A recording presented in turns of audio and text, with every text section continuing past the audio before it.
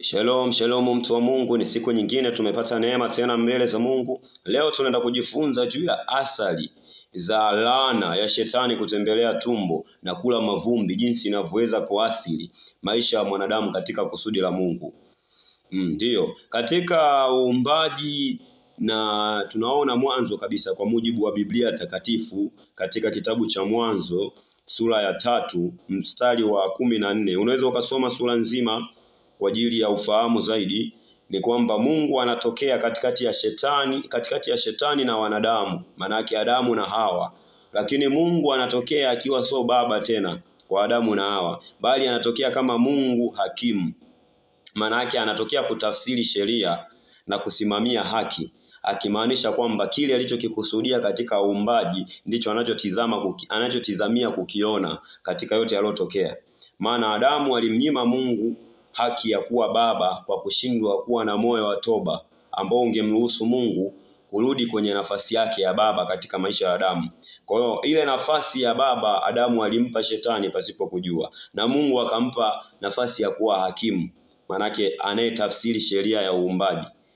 Mungu akatafsiri sheria ya uumbaji kwa namna ambavyo alitafsiri, utaona ukisoma kwa kina. Lakini kwa upande wa shetani, adhabu kubwa aliyoipata shetani ilikuwa ni kutembelea tumbo na kula mavumbi ya ardhi. Maana ya kutembelea tumbo kwa shetani ilikuwa ni nini? Maana yake tumbo kwa kawaida lina namna mbili. Tumbo aliloliongelea hapa Mungu lina namna mbili. Kitu cha kwanza katika ufahamu wa mwanadamu, tumbo ni tumbo la mwanadamu ambalo halizai, manake tumbo la chakula. Kimsingi tumbo la chakula huna namna ambavyo unaweza ukalishibisha. Uwezi ukala hadi ukafika mwisho ukasema sasa nimekula sitakula tena. Maana kadri unavyokula ndivyo tumbo linataka chakula. Kwa hiyo kwa lugha rahisi, manake njaa ya tumbo hauna namna ya kuishibisha zaidi ya kukatisha uhai. Hiyo ndo lugha rahisi ya njaa ya tumbo. Lakini maana ya pili, neno la Mungu linatuonyesha kwamba tumbo la kuzimu. Ndiyo, tumbo la kuzimu.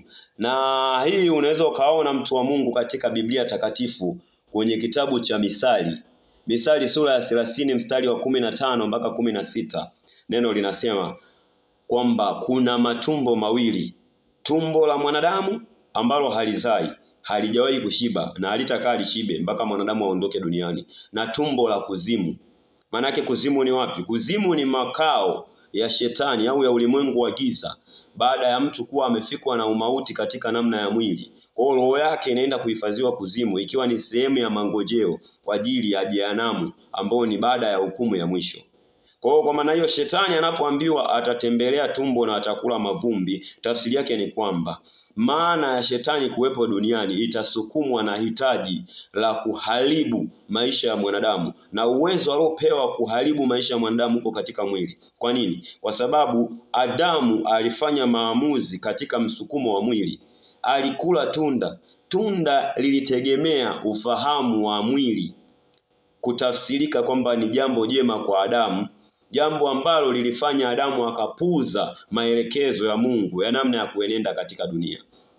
Kwa maana hiyo sasa, Adamu alifanya maamuzi kwa msukumo wa mwili. Mwili ulilitizama tunda kama ni tunda linalojenga afya, na ilikuwa ni sahihi, ni kweli kabisa, lakini sio sahihi. Kwa sababu usahihi ni kile alichoambiwa Adamu na Mungu muumba, kwamba asile tunda kwa namna moja ya kulinda ile haki ya kuwa na sura na mfano wa Mungu katika maamuzi, kwamba achague kumheshimu Mungu kama baba na achague kumheshimu kwa ajili ya ukuu wa Mungu katika moyo wake, na sio kwa ajili ya ubabe wa Mungu. Hapana, maana ingekuwa ni kinyume, kwamba asingekuwa na sura na mfano wa Mungu.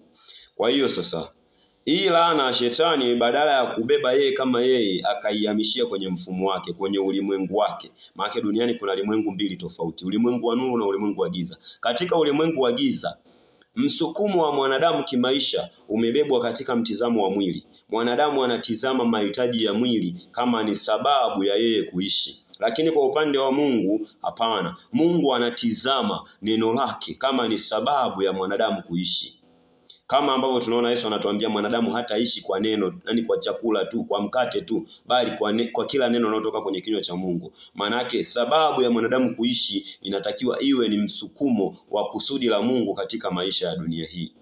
Lakini sasa kutokana na shetani kuwa katika laana ya kutembea katika kuharibu maisha ya mwanadamu, maana yake ili apate mtosheko ni kuharibu maisha ya mwanadamu, na uwezo wake wa kuharibu amewekewa katika mwili. Kwa hiyo maana yake anaweza kuharibu mwili katika namna ambayo sio ya kawaida. Kwa hiyo nguvu ya shetani iko katika mwili.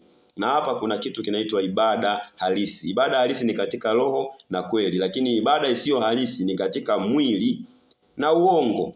Ni kitu kipana kidogo, tutapata nafasi wakati mwingine kukielezea kwa kina. Lakini hapa nataka uelewe kwamba kama kuna matumbo mawili, tumbo lisilozaa ambalo hili linashibishwa kwa chakula lakini haitosheki milele yote mpaka mtu atakapokatika uhai wa mwili, na kuna tumbo la kuzimu, basi ujue mwanadamu anayemkosa Mungu basi yuko katika upande wa tumbo lisilokuwa na kushiba. Manake haja ya kutosheka kwake katika maisha yake duniani ameielekeza katika msukumo wa mwili, msukumo wa tamaa ya mwili, tamaa ya tumbo, kushibisha tumbo na mahitaji ya mwili, ambalo hili unaweza ukaliona pia katika neno la Mungu, kwa maana kwamba Yesu pia ameligusia katika namna tofauti. Unaweza ukaangalia katika kitabu cha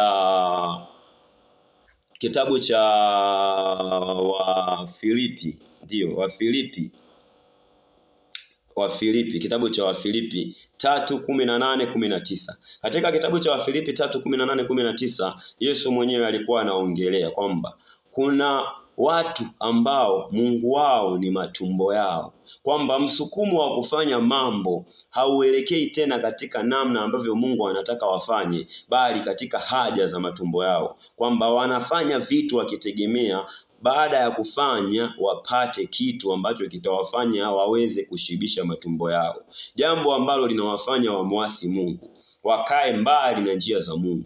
Kwa hiyo mtu wa Mungu unatakiwa uelewe, hili ni tego kubwa sana ambalo ameliweka katika maisha ya mwanadamu shetani. Lakini pia katika kitabu cha Mathayo Yesu mwenyewe ameongea katika upana sana. Katika Mathayo sura ya 6 alikuwa anaongelea, Mathayo sura ya 6 mstari wa 24 mpaka 34. Unaweza ukasoma kwa wakati wako. Yesu anasema mtu hawezi kuwatumikia mabwana wawili. Hawezi kumtumikia Mungu wakati huo akaitumikia pesa. Manake nini? Kwamba pesa inajibu mahitaji ya mwili, lakini pesa inaweza ikageuka kuwa ndo nguvu ya kukupushi mtu kutafuta maana ya maisha, jambo ambalo sio sahihi. Maana ya maisha kwenye maisha ya mwanadamu inatengenezwa na kusudi la Mungu tu. Kwa hiyo unapoingia kwenye mtego wa kusukumwa na pesa kuamua maisha yako yaendeje, manake tayari umenasa kwenye mtego mbaya. Kwa maana hiyo kwamba mali inaweza kukuzuia mtu kuishi njia ya Mungu. Lakini hapo pia Yesu anatuonyesha katika kitabu cha Mathayo sura ya 9, ndio sura ya 9 ni mstari wa 16 mpaka 30. Tunaona habari pale ya tajiri kijana, kwamba tajiri kijana alikuwa anafuata kanuni zote za Mungu katika kuishi. Manake amri 10 alizishika na akawa anazitendea kazi ipasavyo, na bila shaka zilimpa matokeo. Alipata matokeo hata kufikia hatua ya kuwa tajiri kijana. Maana unapokutana na tajiri kijana, maana ujue kiwango cha hekima yake ni kikubwa, sio cha kawaida, na ufahamu wake ni mkubwa, sio wa kawaida. Lakini bado licha ya utajiri wote alionao, kuna kitu anaona kinakosekana ndani yake. Anajaribu kumuuliza Yesu, nifanye nini ili niweze kupata ufalme wa mbinguni? Anamwambia Yesu, uza kila ulichonacho. Baada ya kuwa amemwambia ashike amri, akamwambia amezishika toka utotoni. Uza kila ulichonacho, uwape maskini, utakuwa umejiwekea hazina mbinguni, lakini pia unifuate. Tajiri kijana kwake inakuwa ni mtihani, lakini hakumuelewa Yesu. Yesu alimwambia vile akiwa anamaanisha, wewe tajiri kijana, kilichokuleta duniani ni neno la Mungu, kusudi la Mungu. Na kusudi la Mungu ni kile ambacho nakifanya mimi. Manake wewe ndani yako Mungu aliweka utumishi wa aina yangu.